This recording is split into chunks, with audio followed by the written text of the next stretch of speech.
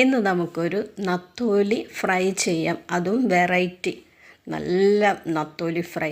നത്തോലി കഴുകി വാഷ് ചെയ്തിട്ട് അതിലേക്ക് ആവശ്യത്തിനുള്ള മുളക് പൊടി, ഉപ്പ്, കുരുമുളക് പൊടി, കുറച്ച് അരിപ്പൊടി, ഇത്തിരി എണ്ണയും ചേർത്ത് നല്ലോണം പുരട്ടി അരമണിക്കൂർ മാറ്റി വെച്ചിട്ട് ഒരു പാൻ വെച്ചിട്ട് അതിലേക്ക് എണ്ണ ഒഴിച്ചിട്ട് നത്തോലിയെല്ലാം വറുത്ത് നല്ല മുരുമുരിപ്പോടുകൂടി നമുക്ക് വറുത്ത് പോരാം. ഇനിയാണ് ഇത് സൂപ്പറാക്കാൻ പോണ അതിലേക്ക് നമ്മൾ കടക്കാൻ പോകുന്നത്.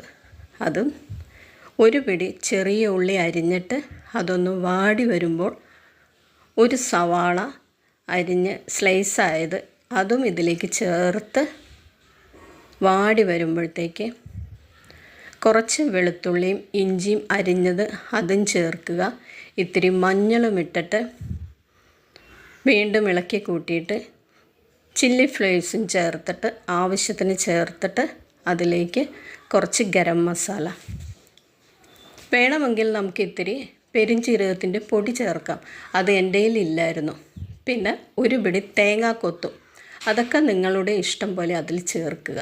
ചേർത്ത് നന്നായിട്ട് മുരിഞ്ഞ് വരുമ്പോൾ അതിലേക്ക് നമ്മൾ ഫ്രൈ ചെയ്ത് വെച്ച നത്തോലിയും കൂടി ചേർത്ത് വീണ്ടും ഇളക്കി കൂട്ടി വരുമ്പോൾ ഒരു പിടി കറിവേപ്പിലയും കൂടി ചേർക്കുക. അത് കഴിഞ്ഞ് നമുക്ക് ഇത് വീണ്ടും എന്തോരം മൊരിയിക്കാവോ അത്രയും മൊരിയിക്കുക. എന്നിട്ട് നമുക്ക് വറുത്ത് കോരിയെടുക്കാം. എങ്ങനെയുണ്ട് നോക്ക്, നല്ലതുപോലെ ഫ്രൈ ചെയ്തെടുത്തിട്ടില്ലേ. ഇനി നമുക്കിതെല്ലാവരും ഉണ്ടാക്കാൻ ശ്രമിക്കുക. ഉണ്ടാക്കി കഴിയുമ്പോൾ ലൈക്ക് ചെയ്യുക, ഷെയർ ചെയ്യുക.